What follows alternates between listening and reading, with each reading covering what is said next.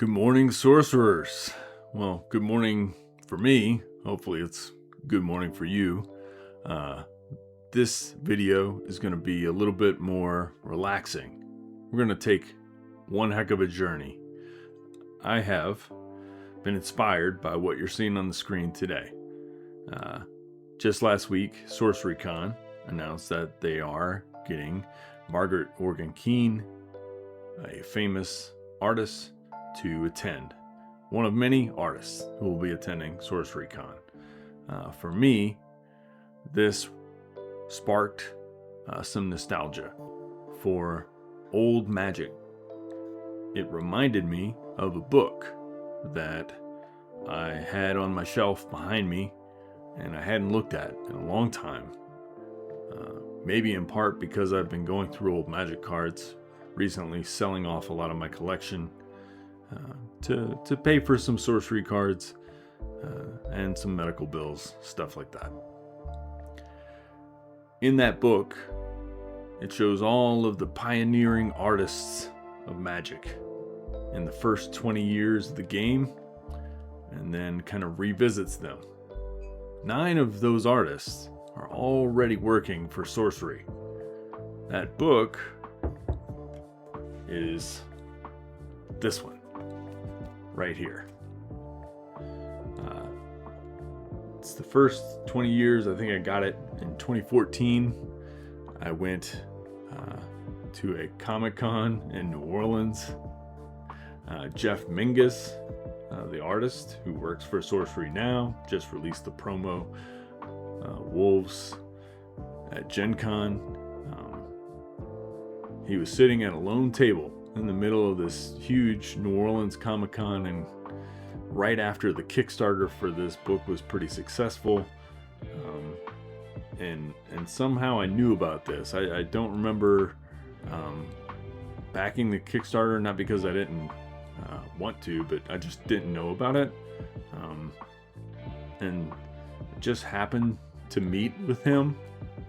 So yeah, we sat and talked for a while, all while like people who were dressed as Thor were like running by us in the convention center, and you know, like Michael Rooker and like Michael Bean and all these like celebrities were sitting at tables with long lines waiting to get a handshake and a photo, and over here is me and Jeff just talking about old magic art and how awesome it was for him to be able to make this book and kind of revisit with these old magic artists. Like I said, 9 of these folks in this book are already working for sorcery, and what I want to do with you today is I want to present to you my ideas for 13 of the artists who aren't working for sorcery yet, who I think would be great fits, great gets, and there's going to be a heavy dose of nostalgia for you old magic players, as I've got inside of here a bunch not only of these old magic packs up top that are empty, of course, but from old chaos drafts that me and my friends have done, so some going back to the 90s even. We've also got old cards in here that these artists that I'm about to present to you have done, some with signatures on them from old conventions that I've gone to. Some pretty cool stuff, some pretty expensive stuff, some stuff that's not expensive at all, just stuff that I think is really funny. And cards that I don't own that I think would fit sort of the sorcery vibe. I'll flash on screen. I have some notes on the side, and we'll talk about those cards. And we'll just flip through, as I'll flip to the overhead camera here in just a moment. These 13 artists, I think, would be great gets for perhaps at least 1 or 2 cards, and really speak to what Sorcerer is trying to do. Bring back the good old days, so to speak. So let's talk about it. First of all, just having a cool book to flip through is pretty sweet, so I hope you enjoy flipping through it with me. It's funny, I don't even know how I had a Swords to Plowshare on me. I'm assuming I had it just in my wallet, and somehow it stayed in okay condition for Jeff to sign. I've never really gotten the other artists to sign the book, but I might try to do that at Sorcery Con. I didn't even really think of that, but I did see online that people have done that, just, pursuing getting signatures. I never really thought of it as sort of like a stamp book sort of thing. So this book's dedicated to Quentin Hoover, who of course is one of my favorite artists and the person who sits in my initial sorcery thumbnail, initial video, because they were one of the people who inspired me the most when I first started playing Magic. And rest in peace, Quentin. And when you came over to sorcery, your art at least, it was pretty inspiring to me to also make that shift. So let's start. Number one, in no order other than the fact that this is the page order, the appearance order of these artists. We have Rob Alexander.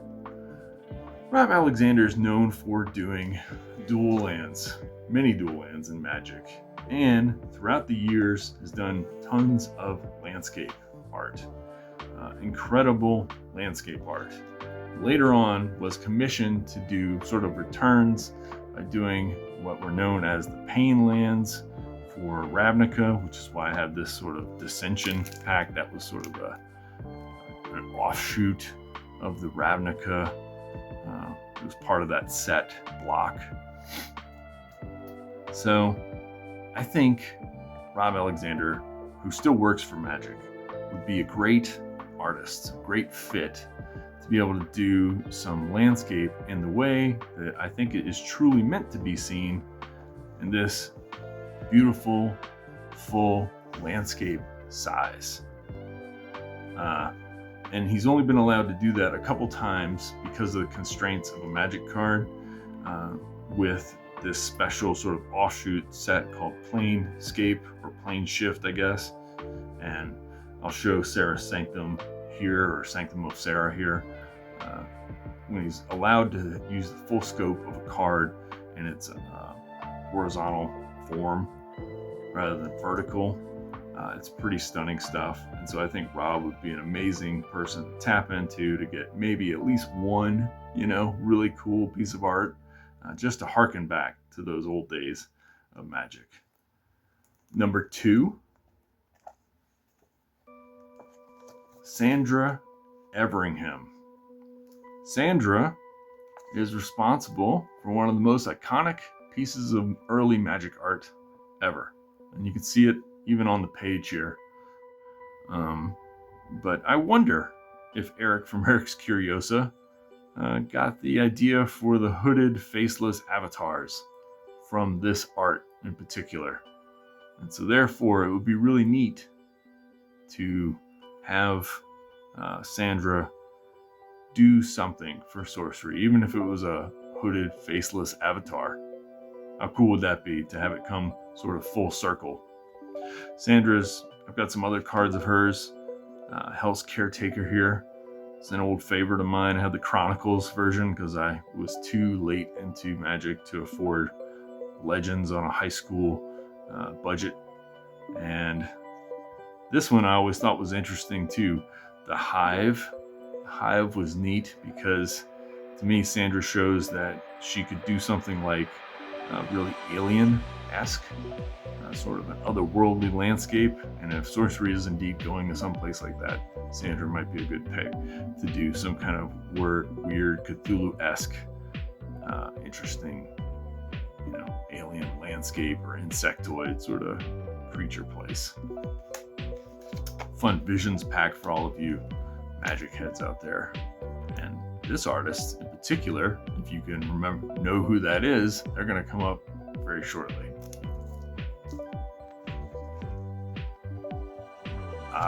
Here we go. Super famous Magic artist. I want to say that the art on this Alliances pack might be by Richard Kane Ferguson. It's really hard for me to tell. I'll have to look it up after. But imagine that, huh? $6 for an Alliances pack. This must have been in like the early 2000s or something. Anyway, Richard Kane Ferguson has this fantastical style that is like, I don't know if it's watercolor plus colored pencil or what's going on here, but it's sometimes hard to distinguish what is happening. It's very dreamy, but one of my favorite arts is Ramses Overdark. Let me tell you, you give Richard Kane Ferguson a big buff dude in a helmet and he will nail it. Pillage I'll put up on the screen. Pillage is another great example of a dude in a helmet looking terrifying. Richard Kane Ferguson is an iconic artist from Magic's past. Still does some Magic stuff today, but I would love to see what he could do with some direction from Eric. Next up on our list, speaking to that Visions pack, we have none other than Kaja Foglio. Now the Foglios were a husband and wife pair. There was Phil Foglio and Kaja Foglio. Phil Foglio is also represented in this book. He is on the backside here, and Phil Foglio is a favorite of many. But Phil Foglio, to my mind, has a more cartoonish style, and I don't know if it really fits in Sorcery World. Whereas Kaja Foglio, I think, sort of pushes her art in a little bit different direction, and I think that some of her art, like this Old Source to Plowshare, or we'll show on the screen, we've got a Teferi's puzzle box like you have on the Visions pack right here, or we have Summer Bloom where she practices with like some landscape stuff. I think she can pull off a lot of different styles, and it would be really cool to see her get some work in to a future set in Sorcery, and I bet she'd be willing to do that. That would be pretty awesome. And I love the Spirit Link art as well, and because I love animals and birds, this Swords to Plowshare was always one of my favorites, to be honest, and I ran this one in particular over many others. Next up, I think this one has to happen now if it's going to happen ever, because of the advanced age of the gentleman who we're going to talk about, Dan Frazier. And you can't get more iconic than the old Magic art for the Moxen. Dan also did the Jester's cap for Ice Age, which unfortunately I didn't have an Ice Age version, but I was able to get Dan to sign this copy, which I'm not sure if this is 4th, 5th edition, I'm not sure, but it was the one I had, and Dan was there at the convention, and it was always one of my favorite cards. I always loved this card, so yeah, it was really cool to be able to meet Dan. But yeah, I think that we're also going to show on the screen here some things that I think Dan can do really well that he doesn't always get credit for, and we'll show one picture. It's Enlightened Tutor. Right here on the screen, I think Dan does really well with people. Very expressive, sometimes bordering on cartoony with his old Magic art, but this one in particular shows that there's a real beauty, realism, and this combines sort of like that ability to create jewelry and that sentimentality and just the good lighting. I think Dan would do a great service to Sorcery if he could get a painting in. I would love to see like him get back to his roots doing hand-painted art, because Magic now requires a lot of their old artists to do digital, and I don't think that's his milieu, his style. Next person, one of my faves, to be honest. Gotta love it.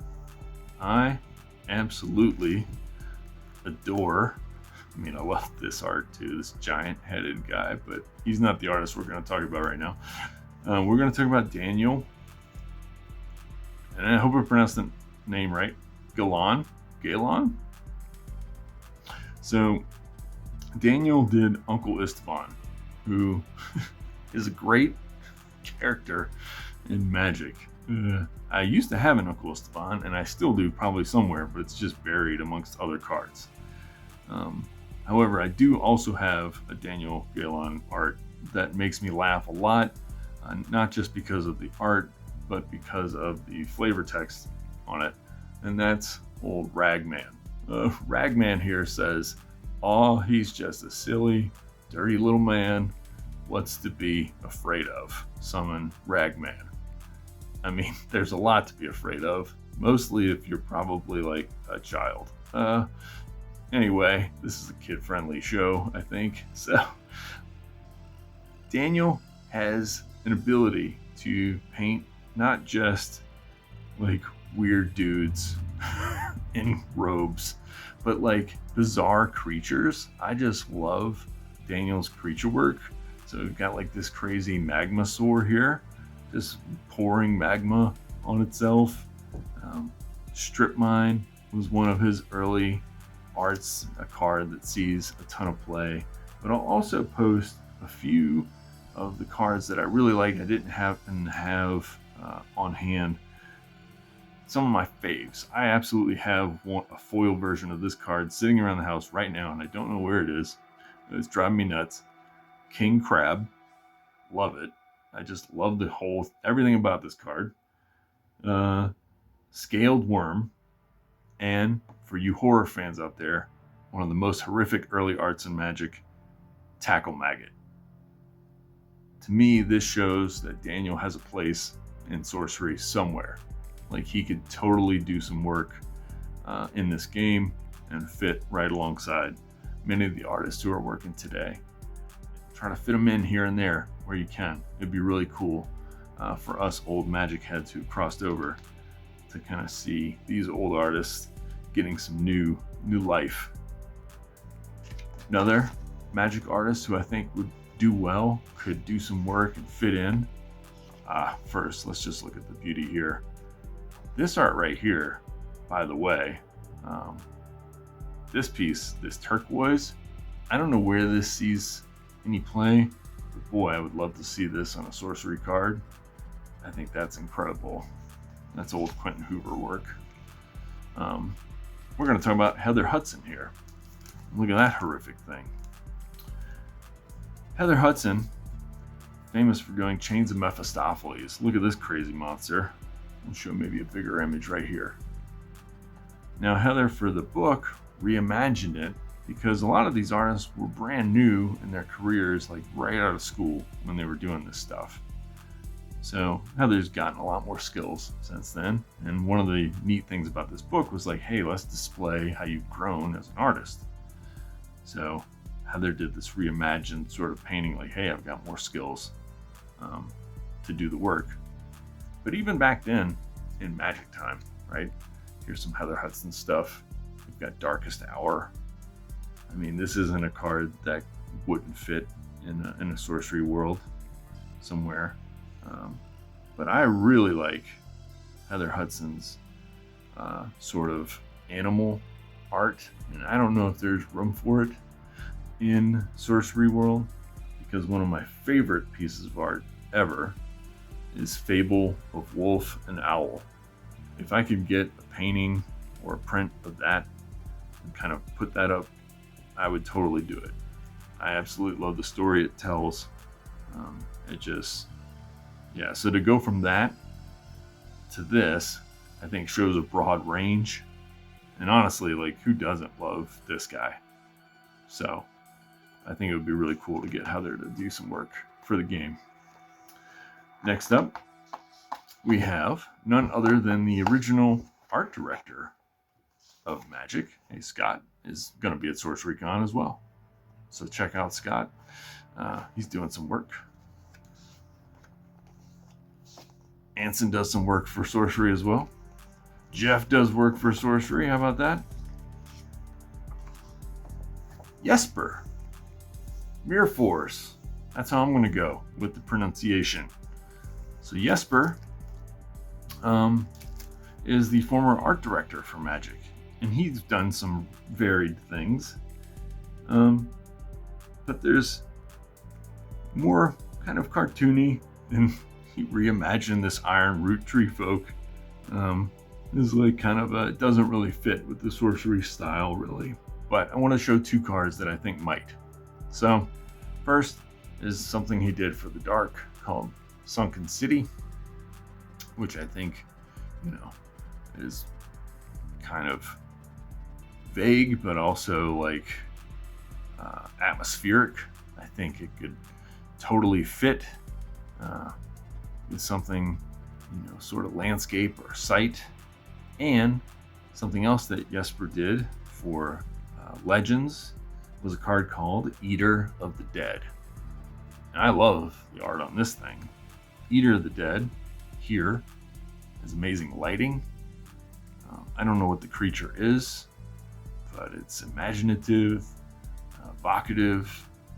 The name alone, yes, helps some, but the art is just really brings it to life. Very cool. And I can absolutely see something like that in the realm. Seem to love it. So he gave a shout out to Sorcery early, and so it'd be really cool to see him get a chance to. Hey, look at that, the inspiration for the video here. Margaret has a great ability to use the sort of geometry in her paintings. 2 other ones I want to show really quick. She's not on our list because she's already doing some work for sorcery, but Autumn Willow and Tranquility shows how she sort of seamlessly integrates this geometry into the natural landscapes, and I just love that. It just kind of blows me away every time. So we're also going to talk about, this is a good one and a biggie. So we've got old Doug Shuler here. Now Doug seems to maybe do like some airbrushing here. I'm not sure. Got an angel here for an angel. Yeah, I tried to be thematic, but I only have so many busted old packs, So, but what I want to do, what I prefer, honestly, is not the airbrushing stuff. I actually like what seems to be more the acrylic, or I'm guessing this was sort of like acrylic or pastel, or I'm not really sure what kind. I'm not a huge artist. This is one of my favorite cards, this Demonic Tutor. Right around the Satanic Panic time. This was 3rd edition revised, and they immediately took this card out after. I met Doug at a convention, got this one signed, and it's one of the few cards I think I'll never sell, even though, somebody might buy it. But Doug also has an ability to do landscapes. And so here are some of my favorite older arts of his. This one's more kind of otherworldly. It's got some animals in there. But this one, I just love the plains in this portal land. Sort of storm clouds are just on the horizon. Just the grassy plains and the trees. I think obviously all these artists are very talented and have the ability to do a lot of different things. But it'd be really cool to see Doug either doing some crazy demons or, some landscapes for the game of sorcery. Huge name in the game, and I would love to see him kind of cross over if possible. Next up, we've got Ron Spencer. Now this is RK Post art here, who I'd also like to see, but Ron has a sort of similar-esque style, I guess, in that Ron has been quoted as saying, I think somewhere, that like his favorite subjects are both werewolves and squirrels. Werewolves and sorcery for sure. Squirrels, yeah, frisky red squirrel, right? Ron has a very just sort of angular style. Like this is supposed to be a bird, and I don't really know how it's flying. There are a lot of parts of it that look like it's mangled. Here's another bird that's just swooping out of the sky. There's like the musculature is nuts, but I always appreciate Ron's just sort of actiony shots. But also there's some otherworldly stuff. And I wanted to present this one in particular. So we've got Crucible of Worlds, and like the artwork. That to me, this card in particular represents that, like, okay, Ron can be doing some stuff, sorcery, if we're going to like those extra planar places, stuff like that. Ron's got it in him, and of course he does, obviously. I mean, all these guys are really talented artists, but I know he still does some work for Magic here and there. I would love to see him do some work for sorcery as well. That'd be really cool. We've got 3 more. Hope that y'all are enjoying this kind of flip through this old book. One of my favorite old Magic artists, period. Got a Mirrodin pack because Mirrodin was a plane of artifice. And I think one of the people who does artifice the best is Mark Tedin. Mark Tedin, before I show off these 2 cards, Mark Tedin did one of my favorite cards as a young Magic player called Mind Bomb. Mark has a style that is very reminiscent to another sorcery artist who I've talked about at length before. One of my favorite sorcery artists, who I'll give you a hint, has done a card that splits the landscape and pushes it back and forth, and does also metal album art. Give you a second to think about who that is. Their art styles are very similar, and I'll post a picture on the screen in case you haven't guessed yet. The reason is because there's an organicness to the landscapes, an organicness to sort of the metalwork that comes through, and it almost is Cthulhu-esque, you know? And I think Mark is sort of like one of the godfathers of that style. And one of my favorite cards of his is Mana Vault, that shows that off. There's a fleshiness to this big block, and even the walls behind seem to be inspired by almost like, I don't know, some kind of, is it living? Is it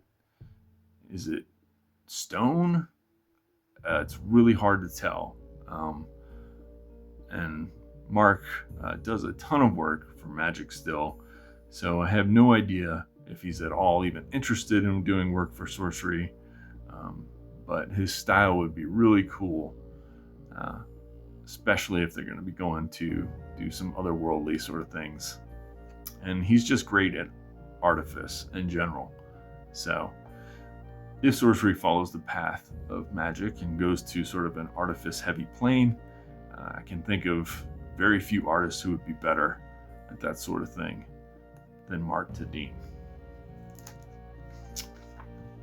Next up, Old Pete. Pete Venters. Now, I haven't met Pete before. Shouldn't call him Old Pete. I don't know if he likes that or not. There's an old Cons of Tarkir pack. It doesn't really have a lot to do with Pete, as far as I know. Pete is great at doing goblins. Pete does incredible goblin work. But also, let's show off a bunch of Pete cards that are very... Pete has an incredible range of styles, almost more than any other artist I've shown in the book so far. I'm like, you could probably get Pete to do anything.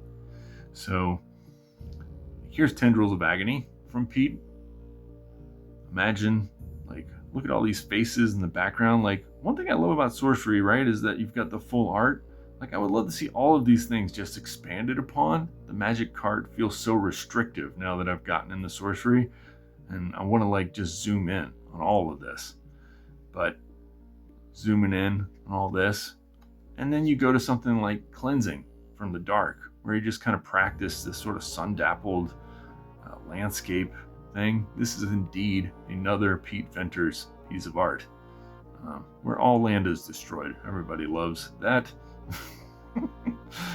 And then we go to this action scene. The perspective on this, of this arena battle where someone's about to behead someone else. This climactic moment. And then we get back to his roots. He loves his goblins, and he's got them down pat, I think. He absolutely loves his goblins. So if we get some more goblins in Sorcery, I feel like no one better than Pete Venters to do some sweet goblin art in the game. But I'd love to see him do, I mean, look at this. This guy can do everything. Love to see him work on the game. So we have just one left. And this one is a little bit of a stretch, but I like this art so much that I actually have the card and I have a cold snap pack because the art feels cold to me. There's even some frost on the old window here. We're going to talk about Anthony Waters. Anthony Waters does interesting sort of, I think it's mostly like digital based art these days. And we'll show some images of some of the art he does. But I would love to see if he would be willing to go back to a time when he did something like Elemental Augury. We'll show a picture of that. Or this one, Diabolic Vision. I think this creature, whatever this is, would fit perfectly in the world of sorcery. And I just love the vibe of this thing. Whatever it is, just creeping right outside your window. Yeah. And so it would just be pretty cool to have all these classic, original Magic artists throughout the years who've done so much good work. And it wouldn't be limited to just these 13, but those are 13 that I thought could probably most easily make the transition. And so, what are your thoughts? Would you like to see these artists make their way over to Sorcery? Do you feel like they would do a good job, or are you worried that they would encroach on the current artists we have, or the up-and-coming artists that we like so much, like Juan Machuca and Elvira Shakarova and all these other artists that are like really cool? Well, leave them in the comments below. And hope you've enjoyed this little walk down memory lane for me if you're an old Magic player. And I will see you shortly with a deck tech. I'm currently off in the woods of West Virginia pursuing the Mothman. And that's not even a joke. Like, not literally pursuing him like a hidden camera show or something, but I'm just out there camping, and I'm actually going to go check out some Mothman stuff because I'm into some cryptid things. I like that kind of stuff, if you couldn't tell from my general demeanor. So I hope you all are having a great day. Thanks so much for watching this far. Like and subscribe if you enjoy my wildly divergent content. Keep contesting the realm.